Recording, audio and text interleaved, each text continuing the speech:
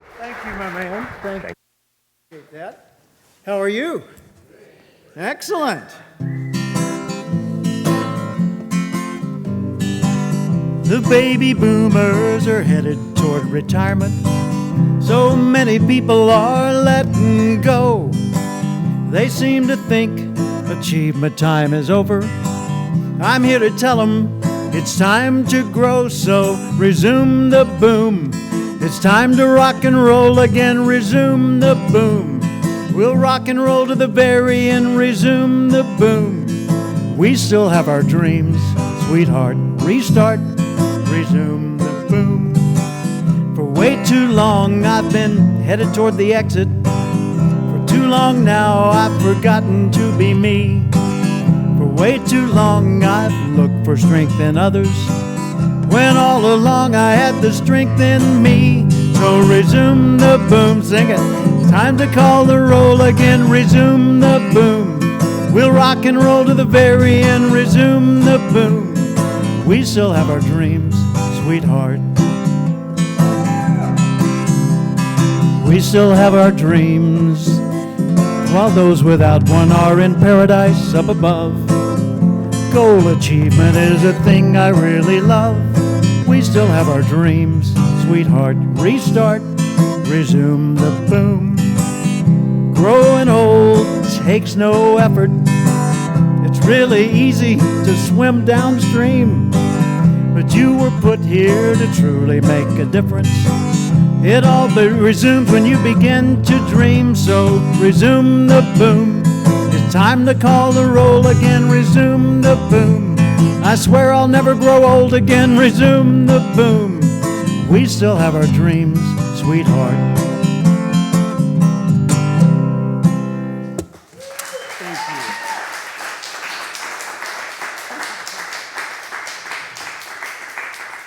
you. Thank you very much for indulging me on that, and thank you to Bryant for lending me that guitar so I could share a little musical moment with you.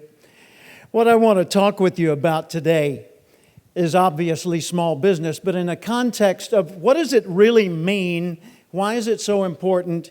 How do we make it work for ourselves? Because there are lots of different definitions of small business. I had the opportunity, privilege actually, a couple of years ago to interview more than 120 self-made millionaires. It was part of an audio series I was producing for the National Speakers Association called Voices of Experience. And then I had a radio show for a short while that was connected to all that. And I found that this, by the way, is Westlake Village, California. That's where I live. There are 5 traits that you will find in self-made millionaires that you don't find nearly as often in the non-self-made millionaire category. If you look at it, every one of them, and think about the people you know who are mega successful, they're absolutely intentional.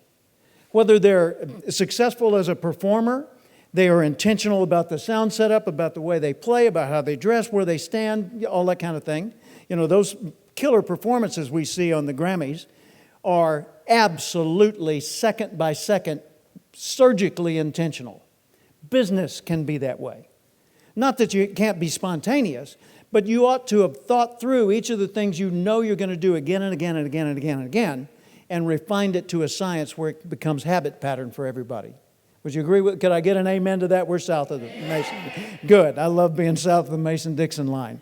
You know, something I've noticed in the last few days, there ain't nobody stood up here and just talked Texan to you. You know, there's a whole bunch of people, they're talking Brit, you know, rock and Irish and all these other things. We got all these accents up here. There ain't one or soul said, you know what, it's just darn good to be back here. How are your mama and them? How y'all doing, you know? I like it. I grew up in Little Rock, Arkansas, so I feel like I'm home. It says voracious students of success. What I mean by that is the thing that I noticed in all these mega successful people was that they wanted to learn everything. It didn't matter if it was in their field or not. They were just curious as could be, and they were seeking whatever worked. Hey, what worked for you? Obviously this is going pretty well. What are you doing? You know, they're curious, and they were almost intrusively so. But it was pleasing, not abrasive. Number 3 is the biggest one up there. they would willingly change themselves in order to become successful. Now, I'm not saying you should try to change your nature. If you're an acorn, you're going to be an oak, not a redwood. You can go to redwood camp. You can read Power of Redwood Thinking. You can say, I am a redwood, great and tall. My mighty branches shelter all.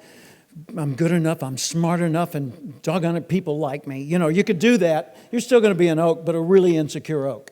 So figure out what your nature is. Figure out what kind of seed's inside of you. And nurture your nature. Do what you do best. Do what you're naturally suited for.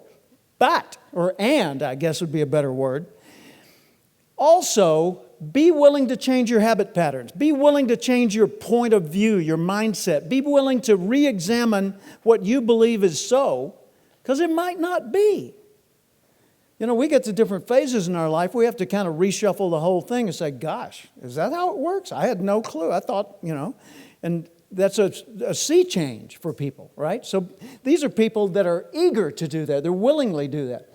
And they also were, in every case, an eternal, unstoppable optimist. They would say, that is a big problem. Let's find the solution. Instead of, that's a big problem, oh gosh, I guess it wasn't such a good idea. No, they figure there's a solution somewhere and they're going to find it. So they just stay the course, right?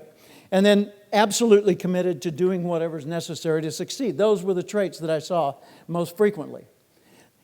See, the biggest part of running a business is running you.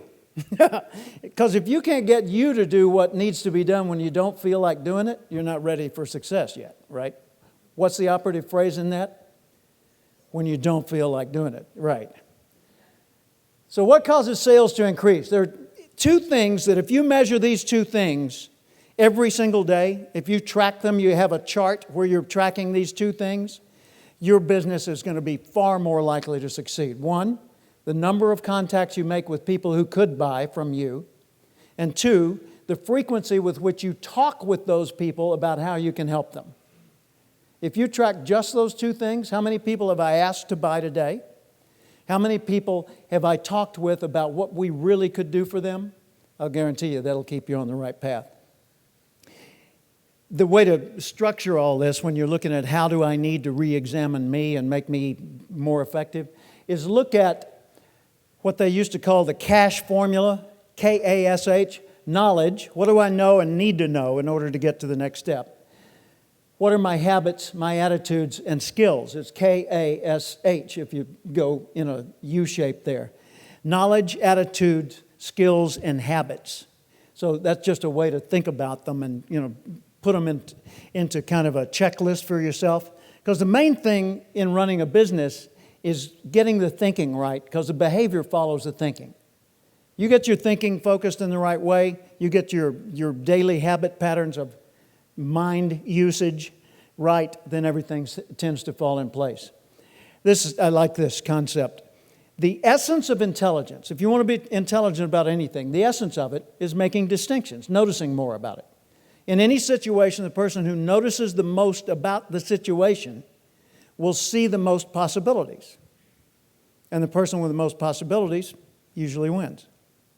So in any situation, just say to yourself, okay, if I want to know more, I need to start noticing more. What can I notice about this? Take a look at this for a second. What do you notice about that photo of the rowing team besides the white shirt, which kind of jumps out at you? What do you notice? One person doesn't have the oar in the water. What is the other oar in that person's hands doing? It's submerged. So you got one person out of the group of 8 who's got his oar underwater, or hers, I can't tell if it's a man or a woman, and the other one right across from it is just, one's underwater and one's just barely out of the water. Everybody else seems to be in perfect sync. Is this going to affect their competitiveness? Absolutely. Does it really matter that much? It's just one oar. Really, it's just one oar, and it's in the middle. It's not even on the leading or the following edge. Does it really matter that much? Absolutely, it matters that much. So the more you notice, the more you know where to intervene to make things better, okay? So here's how things work, at least as far as I've been able to see over 40 years of working with 3,000 different audiences around the world. And I've been blessed to work in virtually every industry you can imagine. I've noticed that the way things tend to work is the mindset, and I apologize for the colors on this making it hard to see, but the mindset that you embrace, the way you look at your business, your customer, your coworkers, the way you look at your suppliers, whether you look at opportunities and challenges, colors the actions you're going to take. The actions you take result in the habits you form, because actions repeated become habits. The habits you form are your reputation, because we're known by our habitual behaviors, right?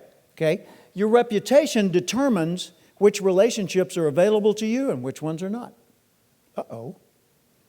So, you're saying if I build the right reputation, I open doors? Yeah, absolutely. Or close them, depending on the reputation you build and the target you've got in mind.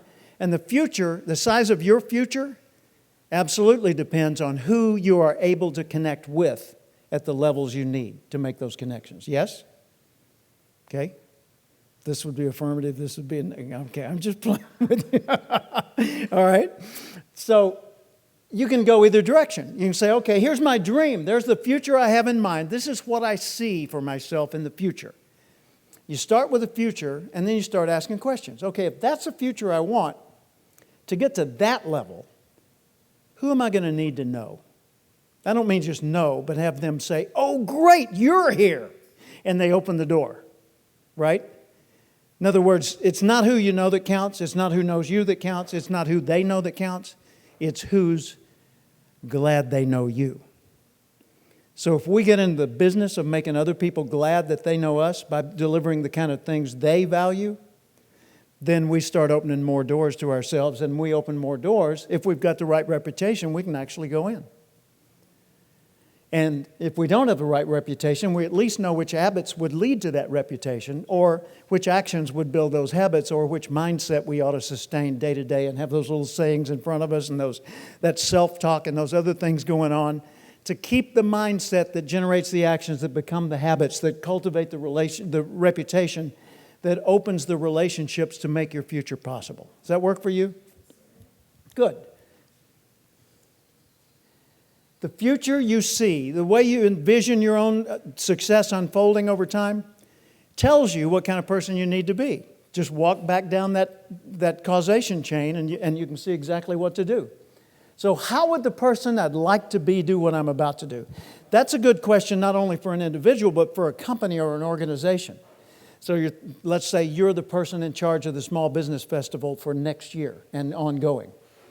So you ask yourself, how would the Small Business Festival organization do the sort of things we're going to be doing next? And you start behaving as the oak you're going to become instead of the acorn you used to be. Use yourself as a role model. I think we ought to cultivate a culture of problem solvers or problem solving in our organizations. This is my grandson's business card. My grandson, when he was 10 years old, he's 15 now. When he was 10 years old, I said to him, I've got something for you. And he said, what's that? And I said, your birthday gift, here it is. And he opens it up and it's a box of business cards, that one. And it says Jason Cathcart, and I gave him his own email at cathcart.com, and I dubbed him Problem Solver. He said, what is this? I said, it's a business card. What's a business card? 10 years old. And I explained what the business card was. This was at his school. I went to his school and between classes gave it to him. His mom's a teacher there. And so Jason said, I do what with a business card? And I told him, about how people exchange these. And he says, well, what's the problem solver? I said, well, I've noticed something about you. I've noticed you are thoughtful. And that's an advantage. That's what Matthew calls the introvert's advantage, introvert's edge. Introverts tend to be more thoughtful. And Jason is that way.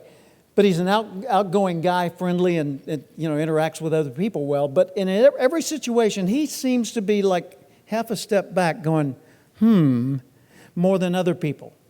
And so he always said, well, have you looked at that from this side? Oh, there's the solution, right? So Jason is a problem solver by nature. And I wanted to cultivate that. So I gave him these business cards. And then I went on my way. Well, at the end of the day, I called his mom, and I said, so what happened after I left and Jason took a look at his business cards? She said, oh my God, every kid in the school has one of his business cards. Really? Now, I want you to think with me for a second. You're the grandparent, and you're trying to cultivate the right mindset in this youth, right? You give him the business card, and he's got a box of them, and he's already understood that this is for giving to other people, right? So he goes up to a classmate, and he says, look at this, my grandpa made these for me. What is it? It's a business card. What's a business card? Who's explaining what a business card is? He is. How many times that day? About 50. So by the end of the day, he is so totally aware of what a business card is and so absolutely clear on what it means to be dubbed a problem solver that his mindset will never again be the same for the rest of his life. And it's self-inflicted. I had 2 minutes with him, and for the balance of the day, he's changing himself. Love that. Love it. So create a culture of problem solvers. This is a photo of the opening ceremony of the USA Special Olympics, where there are 13,000 people in the audience. It's in Lincoln, Nebraska a few years ago. And the athletes are coming in, and they're going to light the torch. And 13,000 people are there to support 3,800 athletes, special athletes. It's the Special Olympics. I came in with the Arkansas delegation, about 75 of them, and I was so proud to be part of that. And I was the featured speaker for the opening ceremony, so it's a humongous, big deal privilege for me to have that honor. But when you think about that, all 13,800 people in the audience understand that they are there to make life better for these people. That their whole point in creating and participating in the Special Olympics is to reinforce the self-esteem, give a moment of joy to these athletes, and inspire others through their example. Every organization that remains constantly aware of their why becomes continually better at their how. Every organization that is constantly aware of their why will become continually more effective at their how. It's not corny to talk about how you help people. It's essential. It's vital. In my business, which is a training and development business, I've got over my copier machine at home on the wall our mission statement. And for years, what it used to say was our mission is to develop and effectively market an ever-improving line of top-quality business services for business professionals in the areas of sales, management, human relations. Yeah. I mean, doesn't that just, no? Well, one day I asked Susie in my office, she was my assistant, and I said, Susie, what's our mission? She says, it's that thing that hangs over the copier. No. What is it? What does it say? She said, I don't know, it's too long. Aha. Teach the teacher, right? So I went back, tore it up, and came up with a new mission statement. Figured, get it down to less than one sentence. And I said, our mission, make life better for people. Make life better for people. ... Profitably. You said, wait, whoa. You know, the greed monster just crept in. No, I want you to think about this. Any organization that does not generate a profit is forced to stop doing the good they do. Yes? Okay. You got to make a profit. That's how nature works. If there's not the life force coming in, there cannot be a life force going out. Right? So our purpose for our business is to make people's lives better profitably. And that's an honorable thing to do. And when we're doing it, we need to recognize that there's a whole lot more than just us doing it. We need to use all our strength. This is my friend Carl Klessig. Carl was climbing one of the Grand Tetons, Tiwanaut, that day.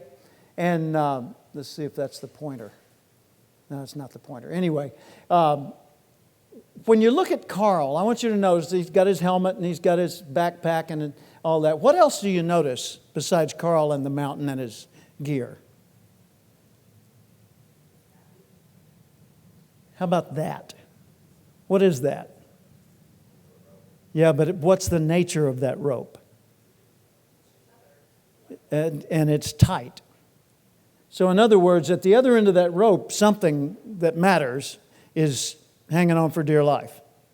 So what Carl does next could absolutely affect the life of the person on the other end of the rope, in this case, a guy named Andy Watson, okay? 15 minutes earlier, it was the other way around. Carl was at the bottom of the rope and Andy was above. There's always somebody on the other end of your rope. And you're always on the end of somebody's rope. I think we should be conscious of that more often. I think we should intentionally think about that. And that was one of the things I talked about first, intentionality. I think we ought to intentionally review why our business exists, what's our mission, how do we really help people, right? And we ought to talk about it. We ought to tell stories. And when something we do really does well for somebody and it just touches their heart or solves their problem or whatever, we ought to tell those stories. And we ought to collect them so that we tell them over and over again over the years. Because the new employees come in, they don't remember. They don't know about that. We just assume it's known. It's not known. It's not organic. You've got to renew it all the time. It's like nutrition. You've got to have more food coming in every cycle, right? So the more often we are intentional about articulating how we help the world, the more often we are intentional about remembering who's on the other end of that rope, the more we will behave as a connected team, a unit, and the more we will take the nobler path. We'll do things better. We'll come at it from a higher level. If you look at statistics on giving, on charitable giving, $350 billion with a B dollars in charitable giving goes into the flow every year in the United States. $350 billion. Where does it come from? 5% comes from corporations. 15% comes from charitable foundations. 80% comes from individuals. $350 billion, and the vast majority of it comes from generous, singular individuals. And the reason they give, cited again and again and again, the same basic reason, not the same words all the time, passion for the cause. They believe in the purpose that they're there to fulfill. So how do you grow a small business? Get a big reason, a great big why, and talk about it all the time, and get everybody sold on that. And if they're not sold on that, help them find a new job opportunity. And go find somebody who will get sold on that. And then you don't just get their behavior, you get their heart and soul. They contribute themselves fully to the organization. And that makes all the difference in the world. So what's the bottom line? Bottom line is, if you look at Austin through the filter of small business, you'll see the same thing as if you look at Austin through the filter of live music capital of the world. What do they have in common? First off, gigging musicians, that is the purest form of small business you'll ever see. That's me standing on a street corner with a hat on the ground, and I'm playing, hoping somebody's going to contribute, right? That is a small business. And I'll guarantee you those people that are going out there playing gigs, and we talked a lot about the gig economy, which is so much a reality. They know how to make sales calls. They know they have to, and they're constantly going out there eager to create another opportunity to provide the service that they have. You heard one of your speakers today say, I thought that when I got into this business, I'd spend most of my time doing what I'm good at. Well, no, you spend 70% of the time creating the opportunity to do what you're good at. Most of your time is selling, managing, organizing, and then you finally get that little sliver of delivering it as well.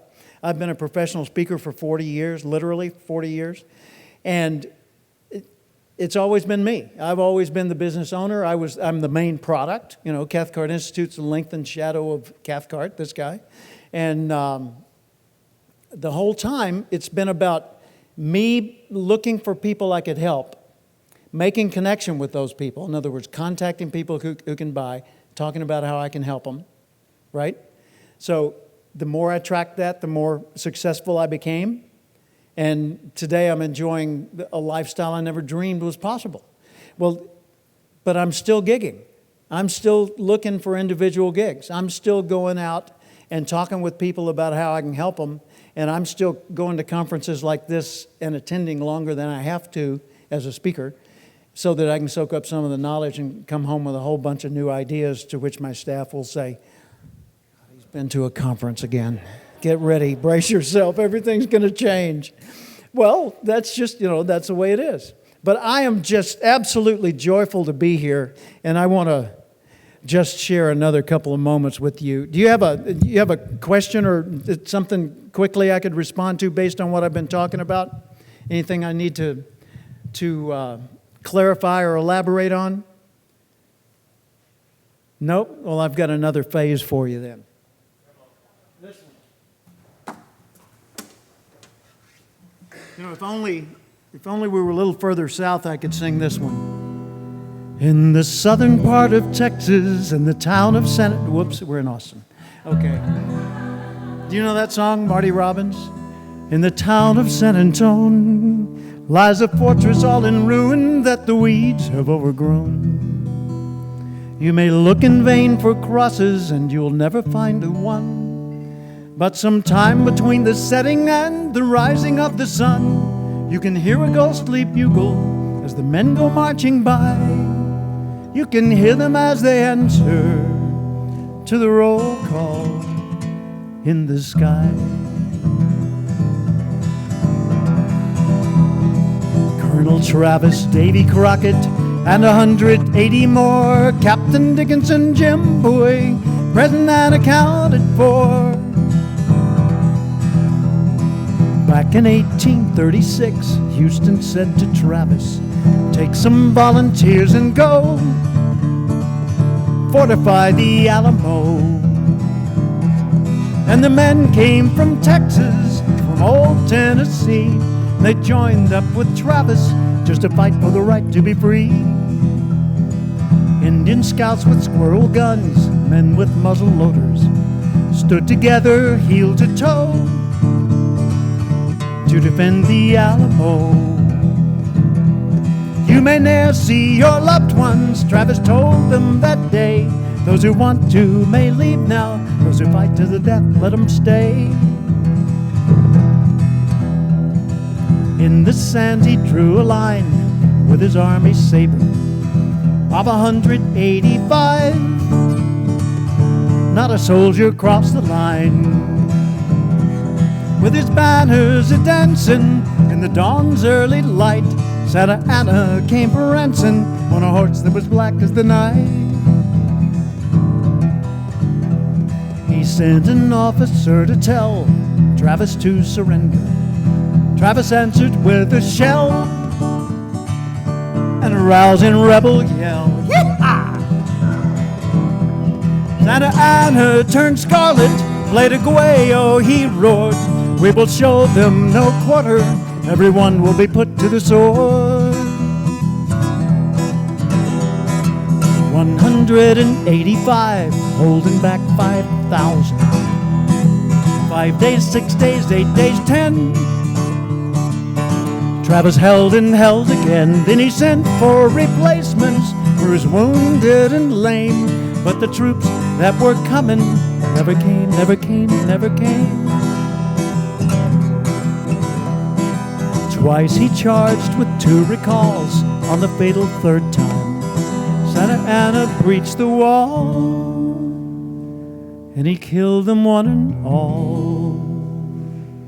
Now the bugles are silent, and there's rust on each sword, and a small band of soldiers lie asleep in the arms of the Lord.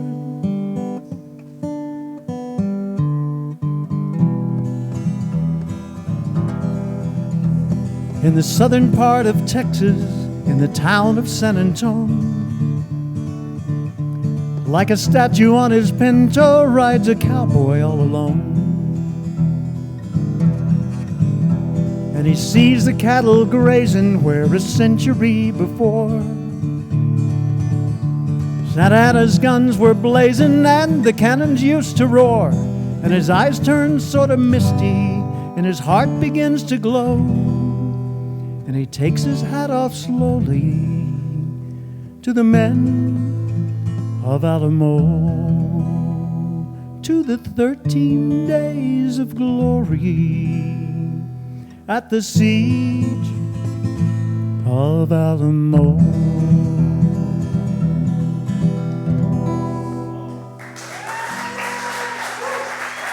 Thank you. Thank you. Wow. Thank you. Oh, thank you very much. Marty Robbins wrote that one. That was a powerful song. I want some help on this one.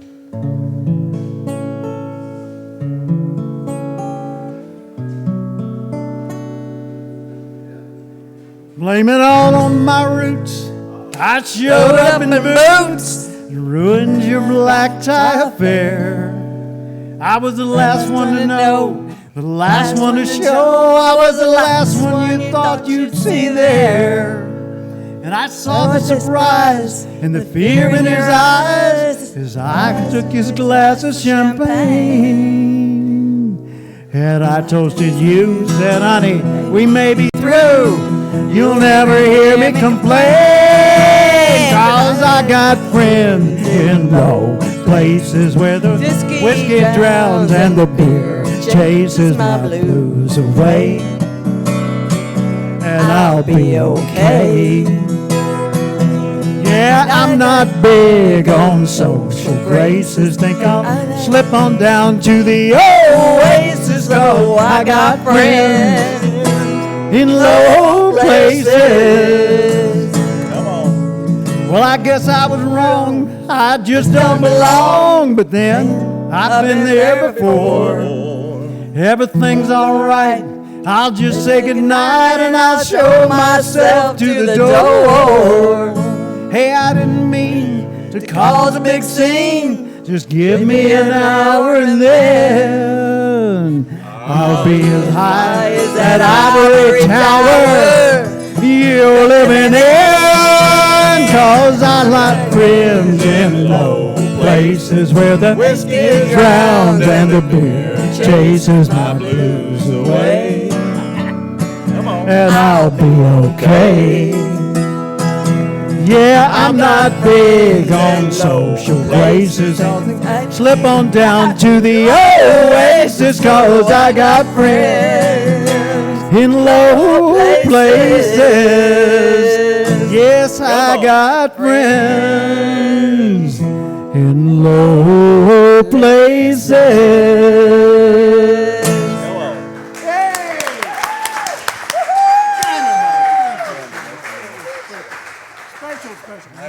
Nice job, brother. Cool. I could stay and do this all afternoon, but I don't think I'd better. Oh man, I'm gonna turn the program back over to Matthew here in a second. Let me sing you a quick song. This is one I wrote a few years ago after a long motorcycle ride one evening. About 11:30 at night, 1968. Think of that. A whole lot of these folks didn't exist in 68. That's when I wrote this.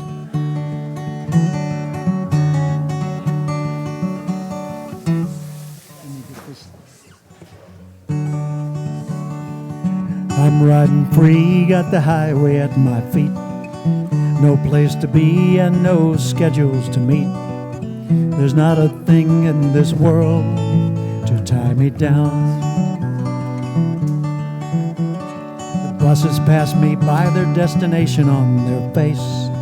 No names on me, man, I'm not going just one place. I go where I want to be, in any town. Nothing but my mood to guide me. I follow the road I like best. One week I may go to Mexico. The next I'm headed northwest. Two wheels below me, an open road ahead. Don't need much money 'cause I'm carrying my bed. I'll work one day for my bread travel on. Don't put me down, man, I'm doing what I like. Yes, I'm happy when I am out here on my bike. I'm seeing the world my own way. Come on along. Nothing but my mood to guide me. I follow the road I like best. One week I may go to Ohio. The next I'm headed southwest. 90 miles to Little Rock, my roots and memories. I'll pause, but new and winding roads are calling me. My goal's the ride, not the place. I'm riding free. My goal's the ride, not the place. I'm riding free. I'm a small business owner because I want to stay free. Thank you. Matthew Pollard. Can we hear it for Jim Cathcart? Stop for a second. Okay. So Jim has been here since Tuesday, and he's been involved. And I have to say, he's the most gracious and giving person that I've ever met. So, mate, Thank you so much for coming. Thank you. Will you please? Thank you so much, mate.